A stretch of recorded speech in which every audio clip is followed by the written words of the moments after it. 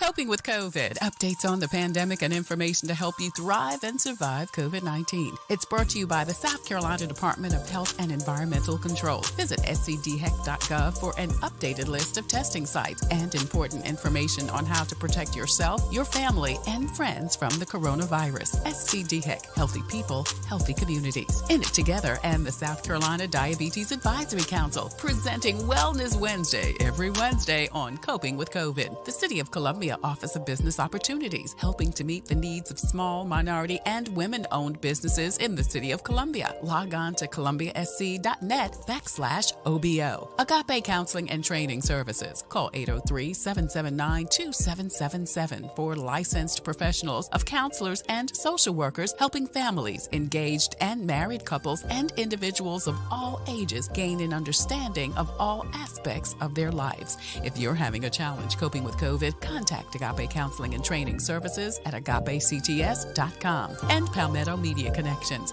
connecting media and communities together. Coping with COVID, brought to you by SCDHEC. In it together, the Diabetes Advisory Council, the City of Columbia Office of Business Opportunities, Agape Counseling and Training Center, and Palmetto Media Connections. Coping with COVID with Tre Tailor. Happy Friday! I'm Tre Tailor, and you are watching Coping with COVID, updates on the pandemic and information to help you thrive and survive COVID-19. Well, today we're going to talk to filmmaker Emily Harrold and political strategist Maxwell. They have collaborated to produce a film about the historic Jaime Harrison Senate campaign. They join us to discuss the project, the process, and we'll even get a sneak peek. Ladies, thank you so much for joining us today. Happy to Thanks for having me. Absolutely. Next, that's coming up next. But first, the new COVID variant, first found in South Africa, has now been reported in the United States. Dr. James Kelly joins us with updates about the new variant and other things we need to be aware of this holiday season. Dr. Kelly, thank you again so much for joining us today. Oh, thank you so much for inviting me. Absolutely. So tell us about the new variant, the latest, greatest new variant, Omicron. So the new variant, Omicron, probably the most important thing to know about it is that it is more contagious. It is transmitted more easily. We have evidence of that, both looking at its molecular makeup, its exact protein makeup, but also by looking at what's going on in other countries. You mentioned that it was first discovered in South Africa, but that doesn't mean it was first originated in South Africa. That's good to know. It's now found in, I think the number is now 23 countries around the world, including the United States. It's in 5 states. So it's probably been widespread for a little while, just hadn't been detected yet. Wow. So you said it was highly contagious. Tell us a little bit about transmission symptoms and how that now affects us. Sure. Well, to look at the experience in South Africa, for example, they, like us, were Delta predominant. The Delta variant was outcompeting all the other variants, was more contagious, and it was the number one variant in South Africa, just like right now, it's the number one variant in South Carolina. More than 99% of our new cases are the Delta variant. But in the past 2 weeks, the Omicron variant has taken over. Now it is the predominant one in South Africa. So there is concern that that may happen in other countries around the world as well. Mm-hmm. Now, what about symptoms? The symptoms don't seem to be too different. In fact, most of the cases have been mild to moderate symptoms. We're not seeing more severe disease, but of course, it's really too early yet to say that with assurance. But the symptoms seem to be about the same, only a little bit milder than what we've seen with other variants. Now, as of yesterday, it was reported, and it may be different today. You may know more information. 2 people were found with it. What do we know about how it was contracted? You mean in the United States? In the United States, yes. Because we have some people who were travelers, and they were travelers from countries that also have the Omicron variant. So it may have entered the United States through a traveler, not necessarily one from Africa. As I said, it's in 23 other countries around the world. So it likely has arrived here by travelers, but we have sincere concern that it is already spreading within the community because it is so contagious. That's why, again, I know people are tired of hearing the message about get vaccinated, wear your mask outdoors rather than indoors, avoid gathering, indoor gatherings among unvaccinated people. But that's still important to slow Omicron down as well. Right. We're talking to Dr. Jane Kelly. She is DHEC's assistant epidemiologist, and we're talking about the new variant, Omicron. So, is Delta still around? And Delta, yeah. Go ahead. Sorry. No, and I was going to say, and how does that affect us if Delta is still around with Delta and Omicron and the regular old first COVID that we have? So I want to emphasize to people, it's not that Delta or Omicron, for that matter, has been shown to cause more severe disease. The issue is that it's more contagious. It spreads more easily. And so some of the things that we might anticipate, we might see not just an increase in the number of cases among people who are not vaccinated, we may also see, honestly, an increase in cases among people who are vaccinated. But that doesn't mean those breakthrough cases mean that vaccine doesn't work. No, far from it. We anticipate that vaccines will be effective against Omicron, just as they're effective against Delta, in preventing severe disease. Mm-hmm.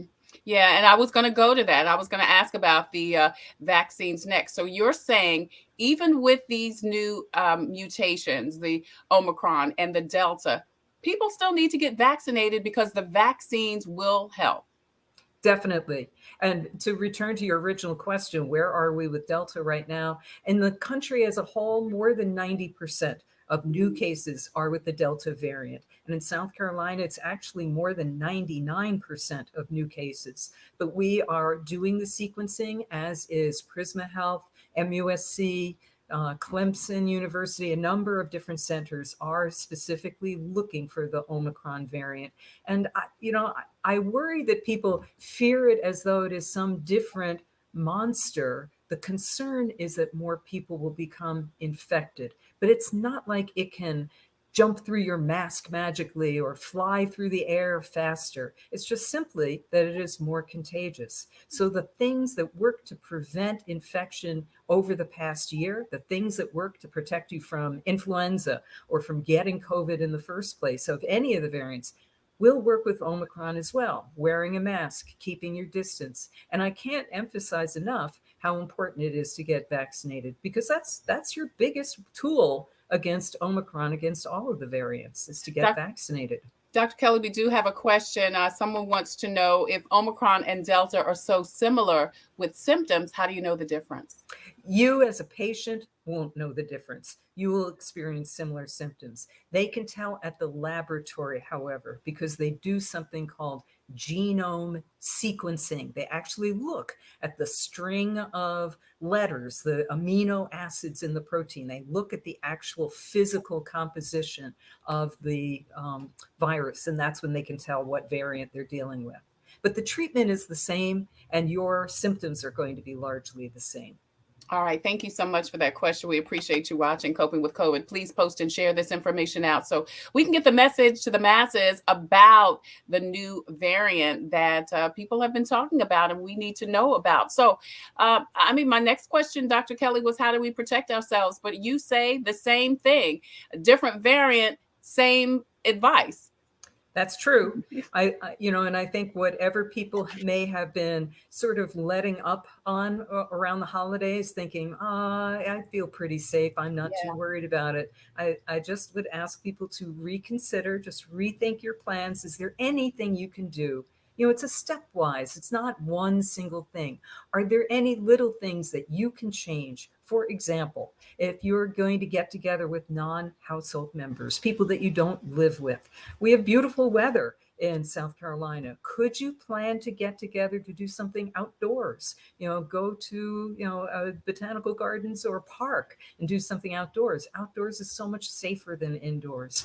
Or if you're getting together for a meal, for example, you can still practice a certain amount of distancing. Or before you go to an event, get tested. make sure that you don't carry asymptomatic COVID. I think that those are some simple things that people can do to help protect themselves and to protect others. We've got another question. Matthias Copeland wants to know, how does the new variant affect people who have pre-existing conditions like cancer? Thank you, Matthias. We don't have all the information we'd like to have about Omicron as yet. We suspect that it will, like Delta, be more serious in people who have pre-existing conditions like cancer, high blood pressure, heart disease. So for those people especially, we recommend making sure that you are fully vaccinated and get a booster. Right. And boosters are still safe for people who even, like Mr. Copeland says, has cancer or, like you said, other pre-existing conditions, high blood pressure, heart disease, sugar diabetes, things like that. Yes, absolutely. You know, Israel started doing that boost of in their country in August 1st, they started giving out boosters. So we also have information from their experience, and they've given out millions of doses of boosters, and they're not seeing an increase in bad side effects. So Right. Definitely boosters are safe, including in people who have immunocompromised or those medical conditions you just mentioned. I want to talk a little bit about boosters, Dr. Kelly, because the CDC has authorized, and we talked about this the last time you were here. Now, all adults are recommended to get their booster shots. Give us some more details about that, please. Sure. And the change in that recommendation came because of Omicron, wanting to boost your protection as high as possible, considering that this is such a contagious variant. You know, your immune system has multiple components. We all talk about antibodies. Antibodies are like the first responders on the scene, but they're not the whole story. There are some other parts of your immune system that get stronger every time you get vaccinated or get a booster. And so that's why they changed that recommendation, because of Omicron, to try and build up that strength for everybody age 18 and older is now eligible for a booster. And what booster should people get? People can mix and match. You know, it appears that any of the 3 available vaccines can give a good boost to your immune system. So you have a choice. For your booster, you can get Pfizer, Moderna, or the Johnson & Johnson vaccine. Which one to get? It's a personal decision. You can talk to your healthcare provider. All 3 of them are very effective. Right. Well, you know, the J&J obviously was different because that was the 1 shot, whereas the Moderna and Pfizer were 2 shots. So even with the J&J, you can just get 1 additional shot of either the Moderna or Pfizer?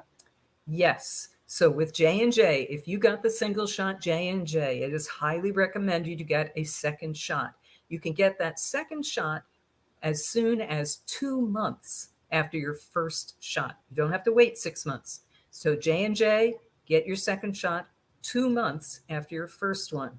Which shot to get? You can get J&J, Pfizer, or Moderna. That is your choice. It's the sort of thing where if you had some side effect with your first dose, you might want to choose to get a different vaccine, and that's perfectly fine. For people who got Pfizer and Moderna, they got 2 doses. They should wait 6 months to get their booster. But again, their booster can be of any of those 3. 6 months for the Pfizer and Moderna, 2 months for the J&J. We're Right. talking to Dr. Jane Kelly. She is assistant epidemiologist with DHEC. A couple of more questions, Dr. Kelly, before we let you go. Have there been any reports about health problems or concerns with the booster shot? No, there have not. Let me amend that. There are some people who have had something called lymphadenopathy, where they get a swollen gland either in the armpit or in the neck, usually lasts for 1 to 3 days and then completely resolves. We saw that with the original series also. Some people get some swollen glands. That's just a sign that your immune system is responding. It's not something that's a serious problem, but a person might notice it, that they've got a swollen gland in their armpit or in their neck after their booster shot. The only thing that's important to know about that, besides the fact that it will go away, is that if a woman is scheduled for a screening mammogram, she should wait 6 weeks after the booster to get it. Now, if you've got a lump and you need a mammogram for diagnosis, Go. you don't wait. Yeah. Go to it. But if it's just a screening mammogram, it is better to wait 6 months, so that if you get that problem with that swollen gland, that the radiologists don't confuse it when they read the mammogram. They don't misinterpret it as something serious. Do kids need a booster also, Dr. Kelly? Right now, the evidence says people age 18 and older need a booster. Okay. There are no boosters being recommended for younger people at this time. That might change in the future. Yeah. You mentioned a little bit about the holidays. 'Tis the season for holiday gatherings. People are going out so much more now, as you said. How and what should we do again to protect ourselves? The best, I'm sorry that I'm a broken record, but the best thing that you can do to protect yourself, to protect grandma, to protect that baby in the family who can't get vaccinated, is to get fully vaccinated yourself. But after that point, remember that all individuals who are immunocompromised, people who are on, maybe had a organ transplant and are on powerful medicines to suppress their immune system, they are not as able to mount a good immune response to the vaccine. So they need to be extra careful. So if you know that you want to visit with friends or family who are either not vaccinated because they're under age 5, or that they have medical problems that make them more susceptible, do them a favor. Those are the people where you do really want to think about masking and staying away. I mean, you can do the brief hug, but otherwise keeping your distance to help preserve their health. All right. State epidemiologist, assistant epidemiologist, Dr. Jane Kelly, thank you again so much for always being willing and able to come on and be on call and update us about the COVID-19 and 20 and 21 virus. Thank you, Dr. Kelly. We appreciate it. And Dr. Kelly is going to stay on backstage in case anyone has any additional questions. So please continue to post and share this information out so we can get the message to the masses. I want to tell you a couple of PSAs for the most up-to-date list of times, dates, and locations for COVID testing, flu shots, and COVID vaccinations. Visit scdhec.gov for more information. Now, if you are a veteran, all COVID vaccinations and testing is being done at the VA for veterans. Several retailers are offering COVID vaccinations. Kroger pharmacies are offering COVID vaccination. Check the screen for details. CVS is also offering vaccinations at the locations, including those at Target stores. And all of those are also offering the children's COVID vaccinations. Now, Brooklyn Baptist Church has a vaccine clinic open 7 days a week. And also, Benedict College is doing a COVID. I'm gonna get to Richland Library since she's got Richland Library up. I'll do Richland. Richland Library is doing vaccinations also at their Sand Hills location, and Benedict College is doing vaccinations during the South Carolina High School League Championship going on through Saturday. Now, if you're concerned about how to get your vaccination, don't miss your shot. You can catch the comment to get your COVID vaccination, and they will get you there for free. If you or someone you know is having some challenges making their appointment, which many places are now no appointment, walk up anyway, but you can call Get Set Up and they will help you get set up. Now, there are several financial resources. If you lost a loved one from COVID, FEMA is continuing to do the reimbursement. So you can see that information on the screen also to get a reimbursement for funeral expenses. The South Carolina Bar Association and SC Legal Services have a toll-free number and website for rental and mortgage help. Lexington County has a bill assistance program. The South Carolina Housing and Dominion Energy has a bill assistance program for rent and utilities. And SC Housing has a frontline workers home buying assistance program also. Hey, don't forget about the No Judge, No Jail 5th Circuit Solicitor's Office event. It's going on next week, December 6th through the 9th. If you have an outstanding warrant, this is a great opportunity for you to stop by either Rehoboth Church over on Hardscrabble in the Northeast or Bible Way Church of Atlas Road and get your situation taken care of without the fear of going to jail. It's the No Judge, No Jail event, December 6th through the 9th at 2 locations. You can call the solicitor's office if you need more information. Several jobs are available, several jobs and several job fairs. You can see the information on the screen right there. Hiring event at Patriot, also Samsung and Newberry doing a hiring event. That's next week. Lexington County Sheriff's Department next week. They're also doing a hiring event. If you or someone you know is in need of a job, you can see the Path to Redemption OSHA certified forklifting class, which is great. Shout out to Lester for doing that. If you or someone you know needs a job, there are several opportunities available. And all of this information will be scrolling at the bottom of the screen throughout the show so that you can continue to check it out and post and share so we can get the message to the masses. Hey, finally, if you or someone you know is having some challenges coping with COVID, SC Hopes has a 24-hour assistance line from the South Carolina Department of Mental Health. All right. Coming up, we're going to talk to two enterprising young ladies that have put together a documentary about the historic campaign from Jaime Harrison, his Senate campaign. Was it last year, earlier this year? Time flies when you're in the midst of COVID, in the midst of a pandemic. We're going to talk with Emily Harrold and Bree Maxwell coming up next on Coping with COVID. I'm Tre Tailor. Let Palmetto Painting Services take the worry out of your next home painting project. We can paint anything. Our business is about interior painting and exterior painting. We offer services for residential and commercial properties. Restore the life to your home with a fresh coat of paint from Palmetto Painting Services. References are available upon request. Give us a call at 803-546-4570 today. Computers, they're a part of our everyday lives. But when they're not working, they're an everyday problem. So call Computers Unique, your everyday solution. 803-351-5821. Is your computer running slow? Won't turn on? Do you need a screen replaced? Or maybe you just need another computer? Well, Computers Unique is your one-stop shop for all your computer needs. They have a wide variety of new and pre-owned PCs, Macs, and tablets. So call Computers Unique, Dutch Square Mall. 803-351-5821. 803-351-5821. The Comet gives me a reliable source of transportation. It's very convenient to me, and they have wonderful drivers. It's clean, and it builds community. It's fun to meet people. It makes me feel like really independent. It's just fun. It's always going to be there, and it gets me everywhere I need to go.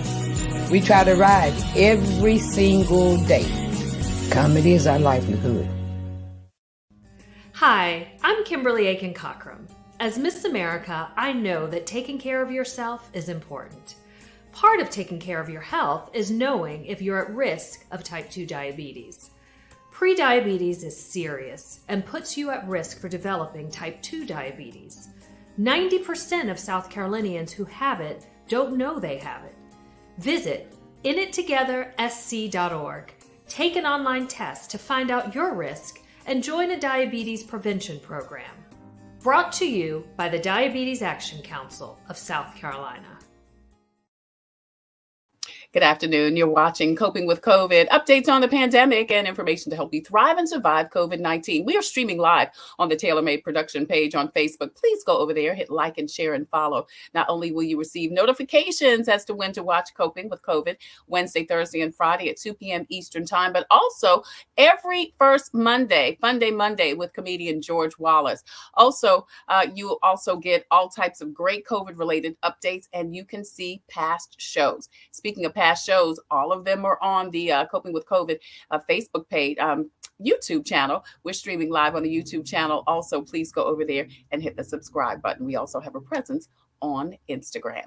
Hey, please post and share this information out so we can get the message to the masses. If you are just joining us, don't forget to hit the replay button and check out Dr. Jane Kelly, Assistant Epidemiologist for the state of South Carolina. She shared some great new information on the new COVID variant and what we need to know about it and how to protect ourselves. Right now, though, we're joined by Emily Harrell. She is a documentary filmmaker from Orangeburg, South Carolina. Her film, While I Breathe, I Hope, about politician and CNN commentator attorney Bakari Sellers, won the 2020 Southeast Region Emmy. She is now working on a documentary about Jaime Harrison's 2020 Senate campaign. And she is collaborating with Bree Maxwell, the political strategist, analyst, and social justice advocate, is based in Columbia and actually served as the political director on Jaime Harrison's 2020 Senate campaign. Ladies, thank you so much for joining us today.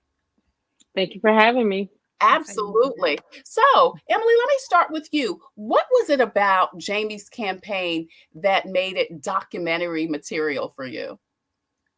Sure. I think like everybody in South Carolina saw, the campaign was just so much bigger and more exciting than we ever could have anticipated. I think Bree says in an interview in the film that like Jaime was on like every single thing that you could imagine. Commercials were everywhere. And there was just so much excitement about the campaign. And so I've known Jaime for a really long time, and I reached out and said, I thought it was important for the campaign to be documented, and came down and started filming.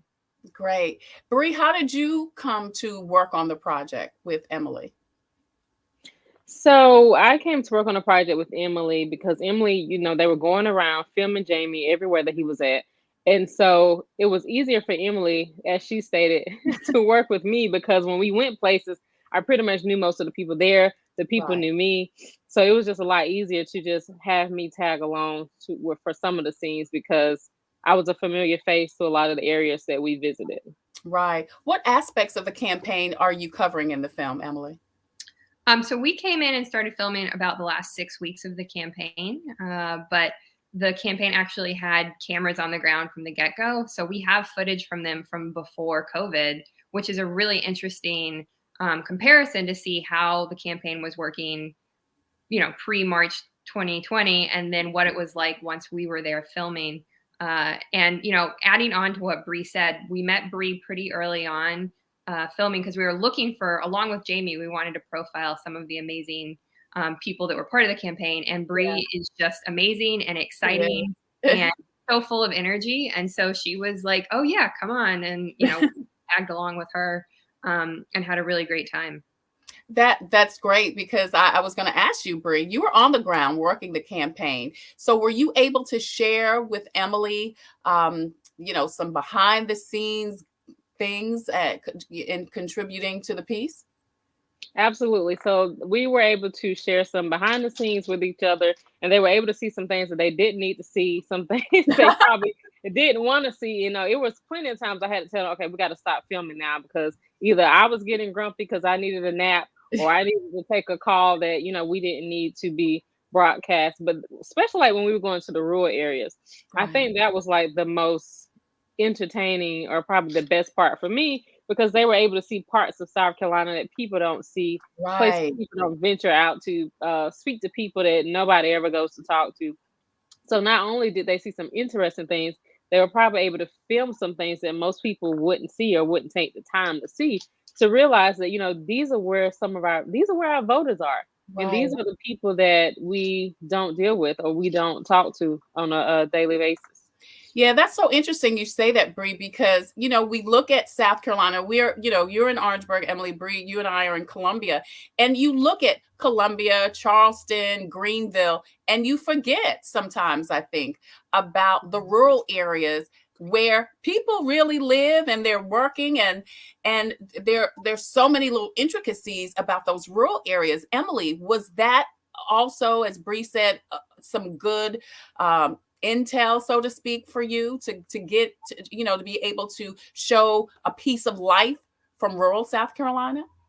Of course. And I think one of the things that we did in the film is we made a point of interviewing people on the street and just trying to get a sense of what people were thinking. And you just get such wide variety based on where you are. I mean, the interviews that you're going to get in Columbia or Greenville or Charleston are very different than you will get in those rural areas. And, one of the things with the film that we're trying to kind of understand is, where is South Carolina headed?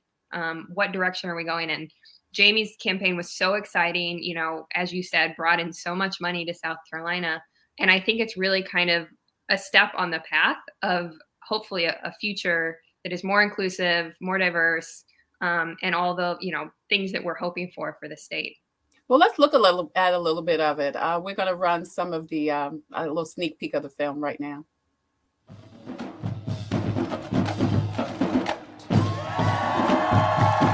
It's time to send Lindsey Graham back home. My friends, I am Jaime Harrison, and I am running for the United States Senate. Listen, I wanted to give you a quick update on our campaign in light of the coronavirus outbreak. This is the basement here. I've been working out of the basement. You might hear my little one. We don't have childcare help right now.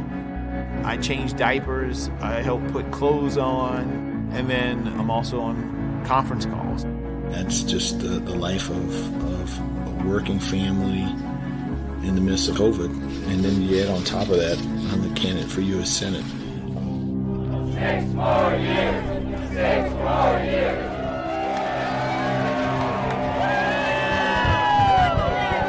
Down with socialists!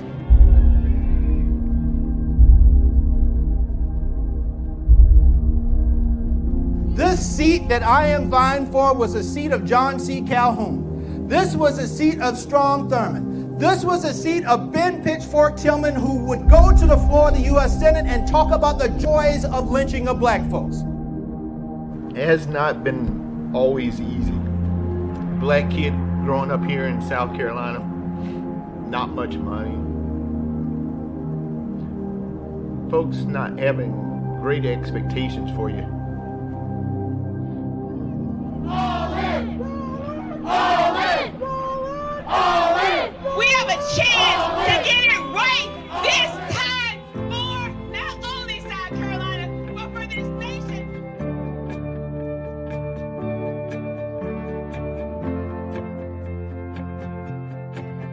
Come on, let's do some social distancing. I know. There's so many people across the country that are just like, oh man, I got to watch your debate on Friday. So I'm going to take the liberty of modifying South Carolina's motto. Not while I breathe, I hope, but while I breathe, I vote, because that is how we bring hope back to South Carolina.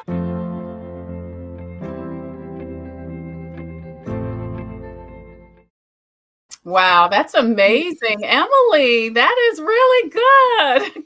Good. We're talking to Emily Harrold, Bree Maxwell. We were just watching a sneak peek of their documentary, In the Bubble. It focuses on the 2020 Senate campaign of Jaime Harrison. So, Emily, where are you with the project? So we are in the midst right now of a crowdfunding campaign so that we can start the edit in January. So we are 6 days away on Kickstarter from our end goal, which is $25,000. And with that money, we're going to be able to start to edit the film. And we hope to have the film out next year. Yeah. So how can people support the Kickstarter campaign? So if they go to, there's a bit.ly link, but if they go to that link, or Kickstarter.com and search for In the Bubble with Jaime, you'll see our Kickstarter campaign. We still have a few more $1,000s to raise before December 10th at noon. And you can make a contribution and you get all kinds of different rewards for supporting the project. So I do hope people can check it out. Right. Okay. Josie said, very good. We want to see more. Okay. Well, Josie, go to the link and post and share this so that they can get funded so that you can see more. So you finish the film, you edit the film. I'm sure the Kickstarter campaign is going to go beyond your expectations. Look, all that great money, Josie, that was raised on that campaign. So how does Jaime feel about the film, Bree? I think Jaime feels good about it because it gets to show it. The film shows what he was able to do. The film shows that as a candidate in South Carolina, he's been able to do things that no one has been able to do. And in certain parts of the film, we discuss the billboards, the radio ads, the TV ads, the fact that he was even on gas pumps. I mean, that was some innovative things that people in South Carolina has not even done.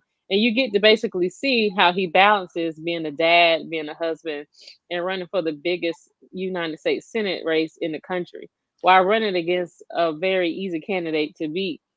So you were able to see how people were just excited for this race and how people were ready to come together across the country, not just in South Carolina, but Right. across the United States to make sure that we beat Lindsey Graham.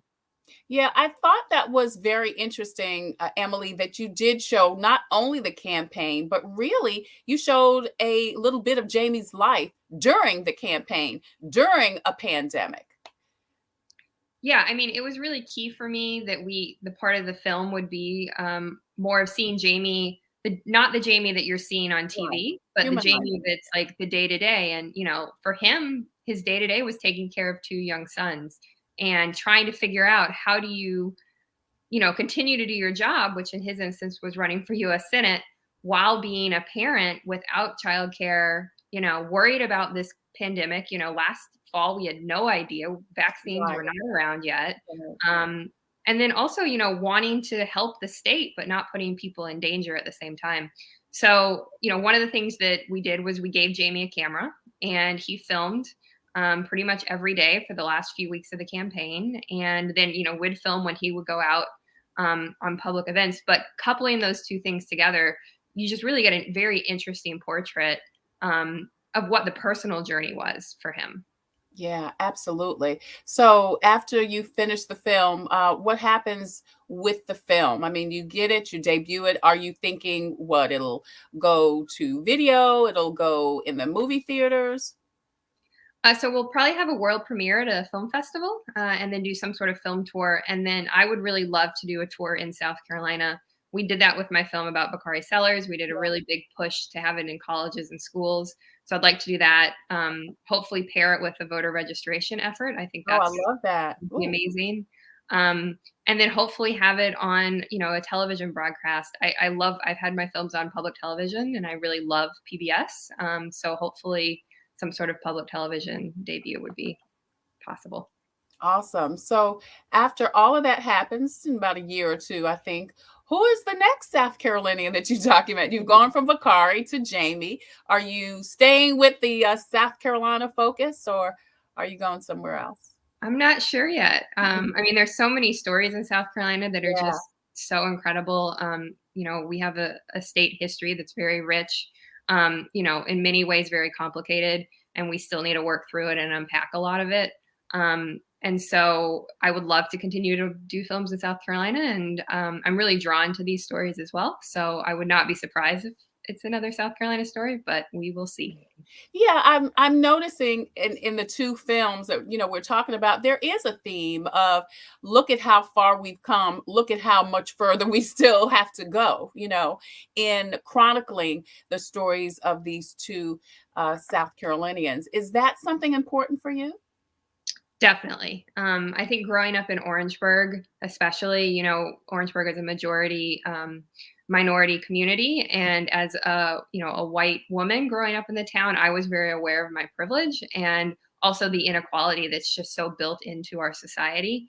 And I really want to do as much as I can as a filmmaker to bring these issues to the fore, to make people face them, because I think we have a tendency to not want to talk about these things. And especially, in the wake of the Trump presidency and all of the hate that came out of that, we really have a lot of work to do.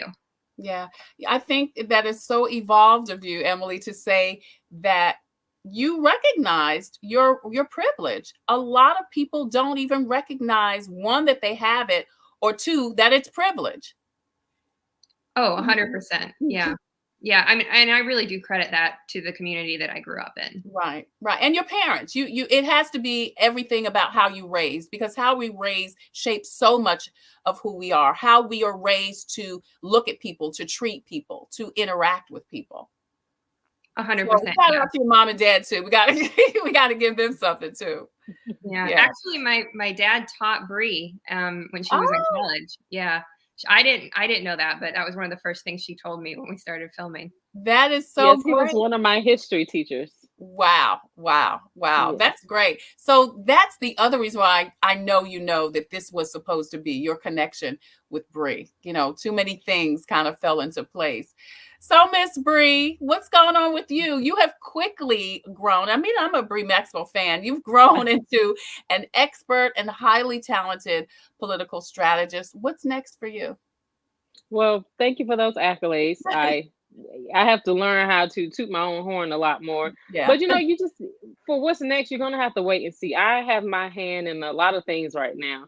So 2022 will be a great year for me. I have some amazing things that I've been working on since the race. Literally within the past few months, a lot of opportunities have been placed in my lap. I'm So I have sure. a few things coming on. I will be staying within the political sector because I believe that is my absolute calling. I will not be running for office anytime soon. That's what a lot of people are trying to get me to do, but I'm not going to do that yet. But just know that I will be staying doing the work because it's time that we have dedicated people ready and willing to make sure that we take South Carolina forward. Anything that you can share with us?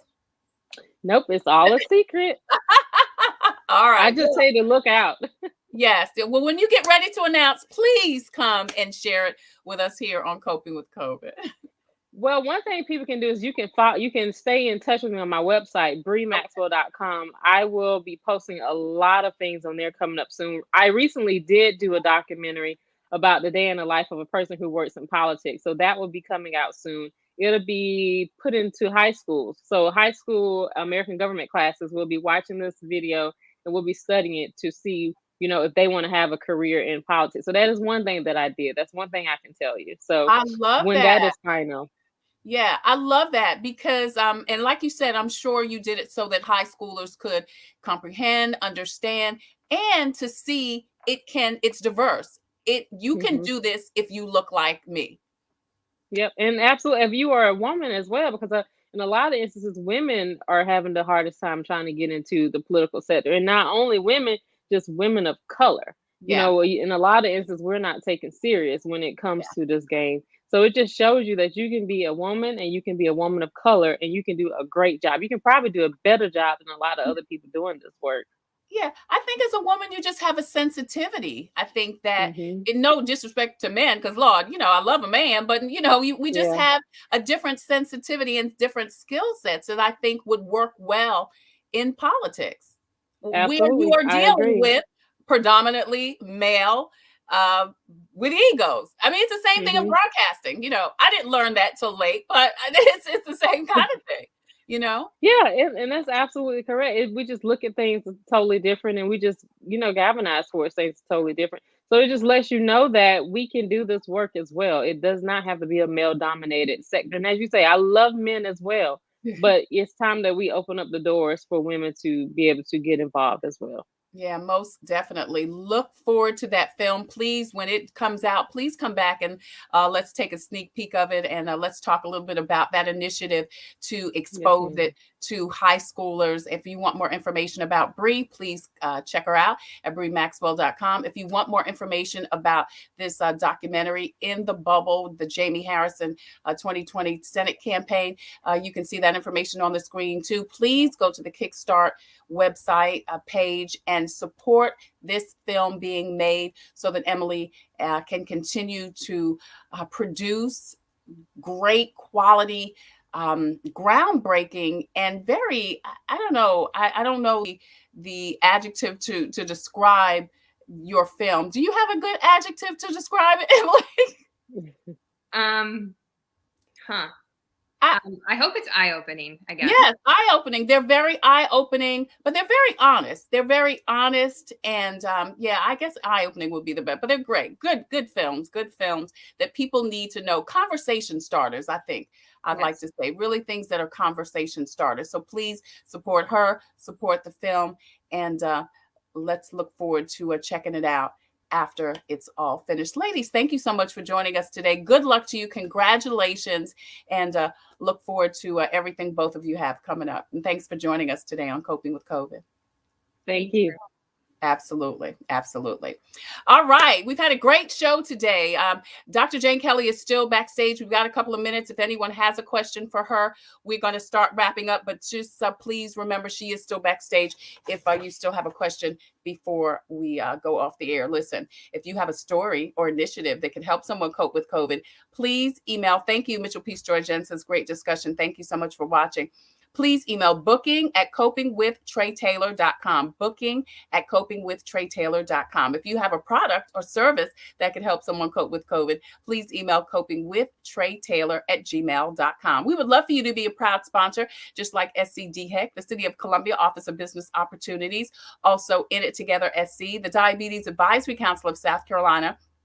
They present Wellness Wednesday every Wednesday here on Coping with COVID. Javis Financial Services, also Palmetto Painting Services, the Fifth Circuit Solicitor's Office, Attorney Byron Gibson, Palmetto Media Connections, Agape Counseling and Training Center, also Black Expo, Black Pages, the Comet Bus System, and Computers Unique, Dutch Square Mall. Coming up Monday, Fun Day Monday with George Wallace. He joins us every first Monday. And as I said yesterday, he did a big show Thanksgiving weekend, last weekend, in Nashville, I think it was. Patti LaBelle was there, Anthony Hamilton, Michael Eric Dyson.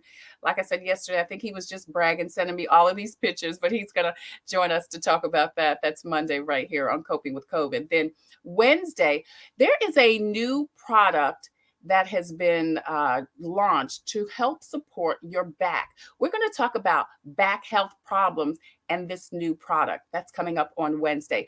Thursday, No Justice, No Peace. It's Our Time with the Fifth Circuit Solicitor's Office. Attorney Byron Gibson will join us. And then Friday, we continue with our series of What's New in 2022. We'll talk to newly elected Mayor of Columbia, South Carolina, Daniel Rickerman. Plus, Dominion Energy is going to join us with some tips to help keep our electric bill down this winter and advice about upcoming scams. All of that and more coming up on Coping with COVID. As always, I leave you with a reading from Jesus Calling. It is December 3rd. And today, Jesus says to us, do not be surprised at the fiery attacks on your mind. When you struggle to find me and live in my peace, don't let discouragement set in. You are engaged in massive warfare, spiritually speaking. The evil one wants to be close to you, and his demonic underlings are determined to destroy the intimacy you have with God. When you find yourself in the thick of a battle, Jesus says, call on his name. Jesus, help me. At that instance, the battle becomes his. Your role is to simply trust the Lord to help fight your battle. God says, my name, properly used, has unlimited power to bless and protect. At the end of time, every knee will bow in heaven, on earth, and under the earth when my name is proclaimed. People who have used Jesus as a shoddy swear word will fall down in terror on that awesome day. But all those who have drawn through me, trusting me, his name will be filled with inexpressible and glorious joy. This is your great hope as you await my return. That's your Jesus Calling for today, Friday, December 3rd. I'm Tre Tailor. Thank you again so much for joining us. Until the next time, I wish you peace and abundant blessings. Take care. Stay well. God bless. Don't forget to get your vaccine. And please wear your mask over your nose and under your chin. Have a great weekend.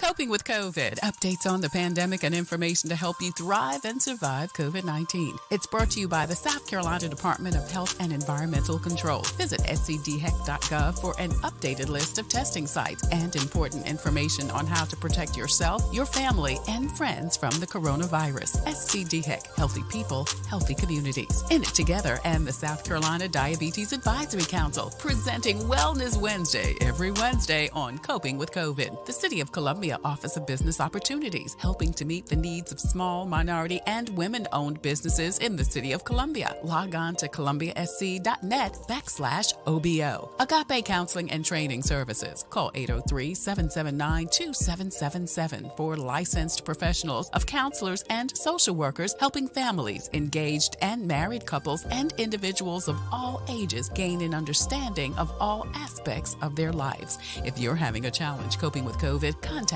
Agape Counseling and Training Services at agapects.com. And Palmetto Media Connections, connecting media and communities together. Coping with COVID, brought to you by SCDHEC, In It Together, the Diabetes Advisory Council, the City of Columbia Office of Business Opportunities, Agape Counseling and Training Center, and Palmetto